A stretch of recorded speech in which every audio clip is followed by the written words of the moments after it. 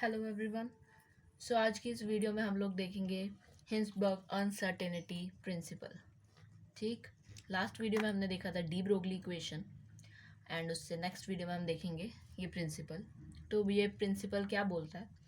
According to this principle it is not possible to measure the position as well as the velocity of the microscopic particles simultaneously with complete certainty या फिर accuracy।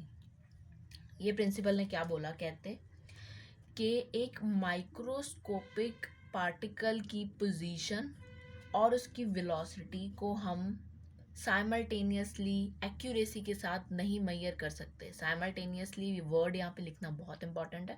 ठीक, simultaneously नहीं major कर सकते का मतलब कि अगर आप एक पॉइंट पे पोजीशन की वैल्यू फाइंड आउट कर रहे हो एक माइक्रोस्कोपिक पार्टिकल की, तो आप उसी पॉइंट पे उसी वक्त वेलोसिटी मेजर नहीं कर सकते हो। ठीक, इसका एक्सप्रेशन है delta x dot m delta v is greater than equals to H over 4 pi. हमें पता है एम डेल्टा वी को हम डेल्टा पी भी लिख सकते हैं which is equals to momentum. ठीक, so delta x dot delta P is greater than equals to H over 4 pi. या इसी स्टेटमेंट को हम और किस फॉर्म में लिख सकते हैं? यहाँ पे तो हमने पोजीशन और वेलोसिटी की फॉर्म में लिखा था ना, इस एक्सप्रेशन के अकॉर्डिंग। अब हम पोजीशन और मोमेंटम के अकॉर्डिंग लिखेंगे। वो कैसे? It is not possible to measure the position and momentum of a microscopic particle with complete certainty simultaneously. वही बात है, बस हमने यहाँ पे वेलोसिटी को मोमेंटम से रिप्लेस करा है क्योंकि मास तो हमारे पास कांस्टेंट आ जाएगा। ठीक, इन दोनों में से हम कोई भी स्टेटमेंट यूज़ कर सकते हैं। इस स्टेटमेंट के लिए एक्सप्रेशन हम ये देंगे, इस स्टेटमेंट के लिए एक्सप्रेशन हम ये वाला देंगे। ठीक, और ये चीज़ हमने बोला है कि हम एक माइक्रोस्कोपिक पार्टिकल की पोजीशन और वेलोसिटी साइमल्टेनियसली नहीं मेजर कर सकते, या पोजीशन और मोमेंटम साइमल्टेनियसली नहीं मेजर कर सकते। ऐसा क्यों, देखते हैं। हम डिफरेंट केसेस कंसीडर करेंगे। फर्स्ट केस हमने जैसे कंसीडर कर लिया, अगर हमारे पास delta X is very small.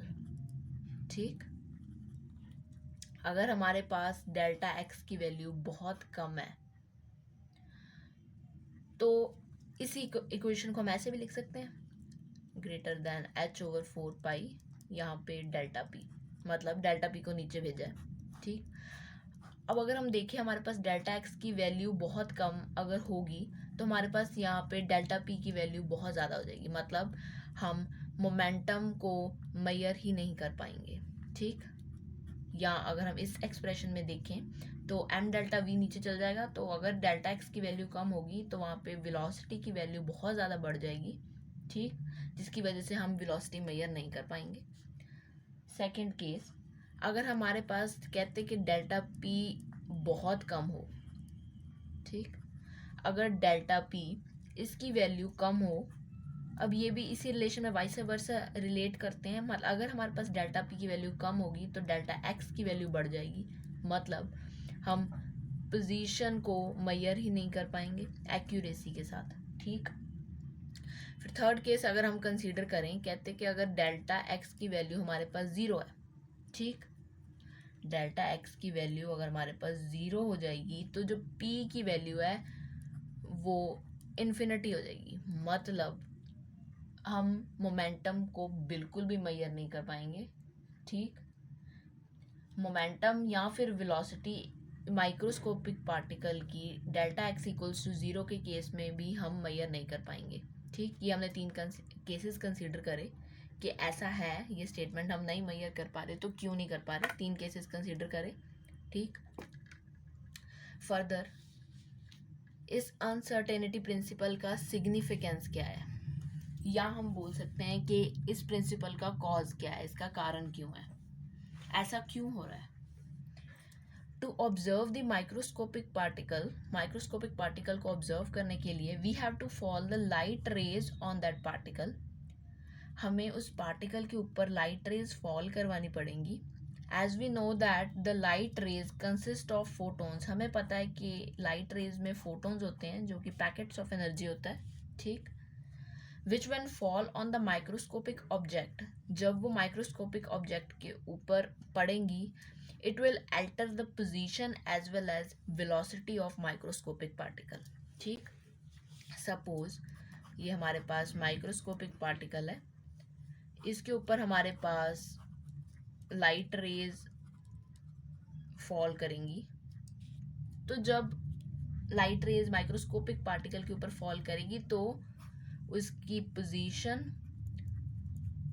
और मोमेंटम को चेंज कर देगी, अल्टर कर देगी, बदल देगी। ठीक, ऐसा क्यों होगा? सबसे पहले ये भी देखो, हमें पता है कि जो किसी पार्टिकल की पोजीशन होती है, ठीक, कि उसकी पोजीशन फाइंड आउट करने में कितनी एक्यूरेसी आएगी, वो उसकी वेवलेंथ पे डिपेंड करता है। ठीक, हमें डी ब्रोगली रिलेशन से पता है lambda equals to H over m v. ठीक, और यहाँ पे हिल्सबर्ग्स में हम रिलेशन में लिख रहे हैं ये चीज़, राइट, एच ओवर 4 पाई, या अगर एम वी की फॉर्म है delta x m delta v greater than h over 4 pi. ठीक, इस चीज़ को थोड़ा सा रीअरेंज अगर हम करें, delta x greater than h over 4 pi dot m delta v. ठीक, delta x dot 4 pi greater than h over m delta v. अब हमारे पास ये चीज़ और ये चीज़ में h over m v common है, मतलब हम यहाँ पे इस चीज़ को पुट कर सकते हैं, तो क्या आ जाएगा, delta x dot 4 pi greater than equals to lambda.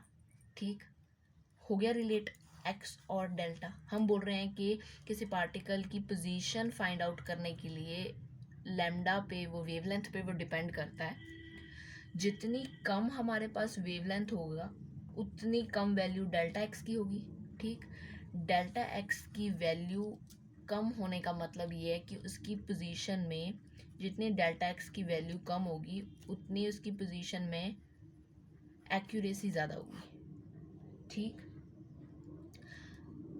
ठीक, अब हम बोल रहे हैं कि जो लैम्डा है, जितना ज़्यादा लैम्डा कम होगा उतनी हमारे पास फ्रीक्वेंसी की वैल्यू ज़्यादा होगी, क्योंकि हमें पता है ये इन्वर्सली रिलेट करते हैं। ठीक,